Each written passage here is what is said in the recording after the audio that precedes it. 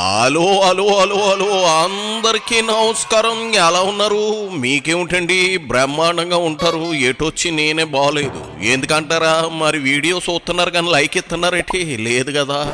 మరి వీడియో చూస్తున్నారు కానీ మన కేకే న్యూస్ని సబ్స్క్రైబింగ్ చేసుకుంటున్నారేటి? లేదు కదా. మరి ఇంకెలా బాగుంటాను చెప్పండి. మరి దయించి నేను ఏదైతే అడిగానో కేకే న్యూస్ని సబ్స్క్రైబింగ్, వీడియోకు లైక్, మీరు ఆ పనిలో ఉండండి. మరి రాజమండ్రిలోకి వచ్చిన సెలబ్రిటీ ఎవరు చూసే పనిలో ఉంటాను. ఎవరు బాబు? ఓహోహో, ఉప్పు కారం తినలేనోడు ఏకంగా మటన్ పలావ్ తింటానని తొడగొట్టేటట్టు అలా ఉంది దువ్వాడ దూకుడు. బంగారం లాంటి భార్యను ఇద్దరు ఆడపిల్లలను వదిలేసి వేరే పెళ్ళైన ఆడదానితో తైతక్కలాడుతున్న ఈతగాడు నీతులు చెప్పాడంట. పోలీసులు నోటీసులు ఇచ్చారట. ఆయన చెప్పిన నీతులేంటి? అసలు 7-8 గంటలు కనిపించకుండా ఎటుపోయాడో దువ్వాడ కథలో ఈ ట్విస్టులేందో ఆయన్ని అడిగి తెలుసుకుందాం. ఇదిగో దువ్వెన తాలూకు దువ్వాడా, నీ స్క్రీన్ ప్లే ఏందో చెప్పు. ఆటే నాంచుకు సిరాకు దొబ్బుతుంది. ఇక్కడ మ్యాటర్లోకి వచ్చేయి. గత ఏడాది అంటే 24వ సంవత్సరంలో పవన్ కళ్యాణ్ గారు ప్రశ్నించడానికే వస్తానన్న పవన్ కళ్యాణ్ ఎందుకు ప్రశ్నించట్లేదు అని ఒక మాట అన్నప్పుడు నా మీద వివిధ స్టేషన్స్ లో, రాష్ట్రంలో పోలీస్ స్టేషన్స్ లో నా మీద కేసులు నమోదు చేశారు. నమోదు చేసి 41 నోటీస్ అంటే ఓల్డ్ యాక్ట్స్ ప్రకారం, ఇప్పుడు బిఎన్ఎస్ఎస్ ప్రకారం అయితే 35 క్లాస్ 3 ఆ నోటీస్ ప్రకారం నోటీస్ కూడా ఇచ్చారు. ఆ నోటీసు నాకు గత ఏడాది వచ్చింది కొత్తూరు పోలీస్ స్టేషన్. ఆ నోటీసులో ఏమని మెన్షన్ చేశారు? టైం పెట్టారు తప్ప డేట్ పెట్టాల. నేను చాలాసార్లు అడిగేది నేను ఎప్పుడు రావాలి అని, కానీ ఎప్పుడు నాకు రెస్పాండ్ కాలేదు. ఈరోజు మొన్నను కూడా ఒక 10 రోజుల క్రితం నన్ను పిలవటం జరిగింది. అప్పుడు 22వ తారీఖు నేను కొత్తూరు పోలీస్ స్టేషన్కి సిఐ గారు పిలుపు మేరకు చట్టాన్ని గౌరవిస్తూ ఒక న్యాయవాదిగా, ఒక అప్పర్ హౌస్ మెంబర్, ఒక ఎమ్మెల్సీగా ఎలా గౌరవించాలో, న్యాయస్థానాల్ని, చట్టాల్ని ఎలా మనం గౌరవించుకుని ఆనర్ చేసుకుని ముందుకెళ్లాలో నాకు తెలుసు. కాబట్టి నేను వెళ్ళాను పోలీస్ స్టేషన్. హిందూ ధర్మశాస్త్రాల ప్రకారం ఒకే భార్య ఒకే భర్త అంటూ కథలు చెప్పి అందులోకి పవన్ లాగి చేత్తవాగుడంతా వాగి ఇప్పుడు ప్రశ్నించలేదేంటి అని అడిగాడంటావేంటి దువ్వాడా? ఇదిగో నీ దువ్వుడు సంగతి ప్రపంచానికి మొత్తం తెలుసులే కానీ ఇదిగో ఇవాళ పోలీస్ స్టేషన్ వెళ్తున్నానని చెప్పి నువ్వు 6-7 గంటలు మిస్ అయ్యావట. అక్కడ నీ కర్పూరం, నా దేవుడు ఎక్కడా, నా రాజా ఎక్కడా అంటూ పోలీస్ స్టేషన్లో ఈ రంగం చేసిందట. ఎంతకీ మనలో మన మాట ఎటుపోయావు? కొత్త కథ ఏదైనా ఓపెనింగ్ అట్రా చేసేసినవా? ఏంది కర్మ? అలా చేస్తే నీ గొయ్యి నువ్వు తవ్వుకున్నట్లేదు వాడా. నీ దువ్వెన నీ పీకల మీద కూర్చుంటుంది తెలుసు కదా ఆవిడ వ్యవహారం.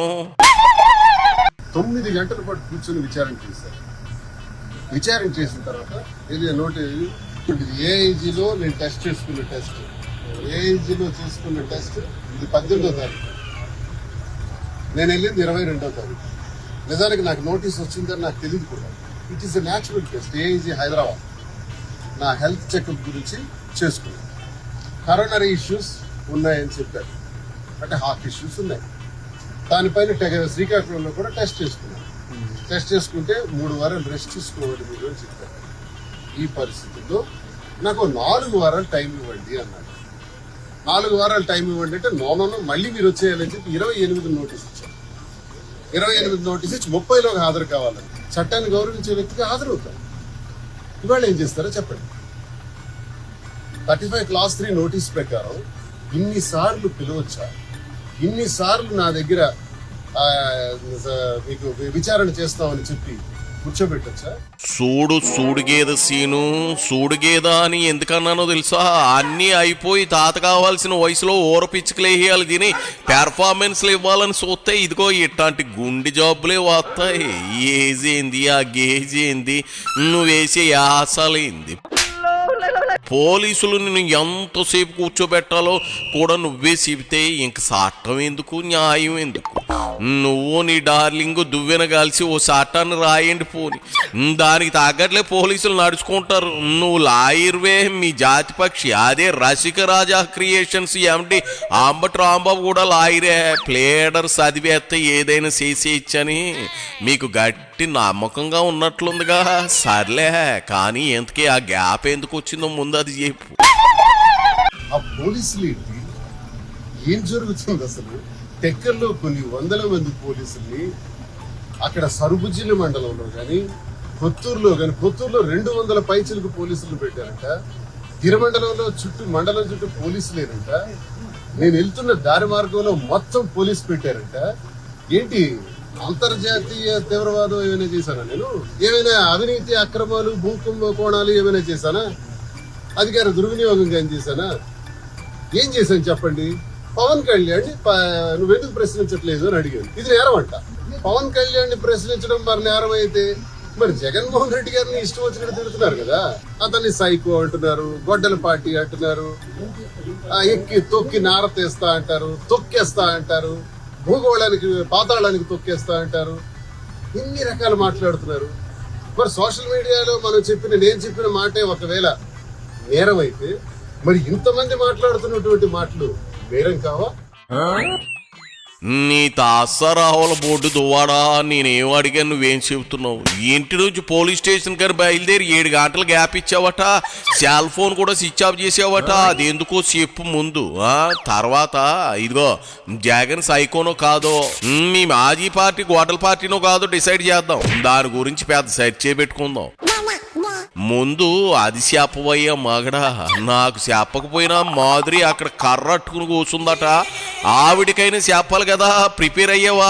లేదంటే నీ కాళ్ళ కింద క్యారీ బ్యాగులు లాగేయగలదు, చూసుకో.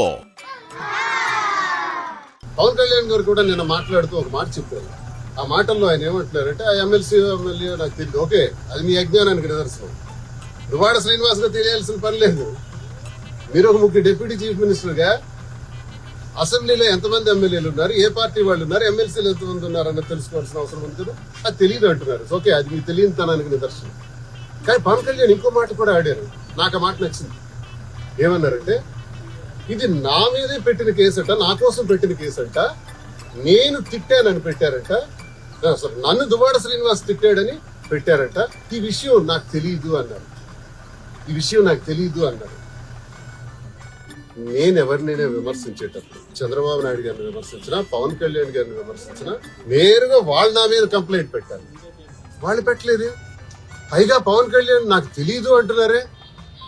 వాళ్ళు పెట్టనప్పుడు, తెలియనప్పుడు మరి కంప్లైంట్ ఇచ్చిన వ్యక్తి ఎవరు? ఎంపీటీసీ స్థాయి ఎవరు? అతనెవరో నాకు తెలియదు. ఒక ఎంపీటీసీ స్థాయి వ్యక్తి కంప్లైంట్ ఇస్తే ఇంతగా విచారించొచ్చా? దేశంలో మరే కేసులు లేనట్టు. ఇది కక్ష సాధింపు చర్య.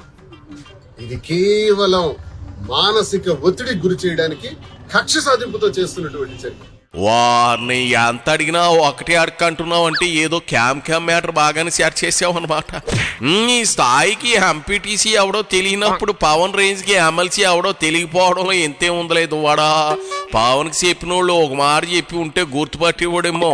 అదేనండి, మీరు 6-10 వయసులో భార్యను పెళ్లి వీడికి వచ్చిన 2 కూతుళ్లను వదిలేసి బూతులు తిట్టి ఓ పెళ్ళైన మిడిల్ ఏజ్ ఉమెన్తో రోడ్ల మీద రీల్ చేస్తున్నాడే అతను అని చెప్పుంటే వెంటనే టెఫీమ్ అని గుర్తుపట్టేసేవాడు పవను.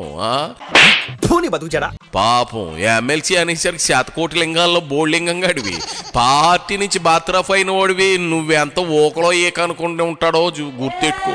మరిచిపోయి ఉంటాడు. దాన్ని తప్పు పట్టలేం కదా. సరే, ఏం అడిగినా ఆ 7 గంటలు ఎటుపోయేవో చెప్పనట్టున్నావు. దాచుకో, రేపటి రోజున లేవటానికి నడువులు కూడా పనిచేయవు కదా, అప్పుడు చెప్పచ్చు. ఈ లోపు ఎటు నీ దువ్వెనకు చెప్పాలి కదా ఇది మ్యాటరు అని. అప్పుడు చూద్దాం నీ పరిస్థితి ఏంటో. చెప్పినంత వరకు సాలే గాని ఇగో ఇప్పుడైనా ఇంటికి వెళ్ళు. మళ్ళీ నా రాజా ఎక్కడా అని ఆ దువ్వెన పోలీసులు నిద్రపోనివదుగా. వెళ్ళి రా దువ్వాడ. All the best.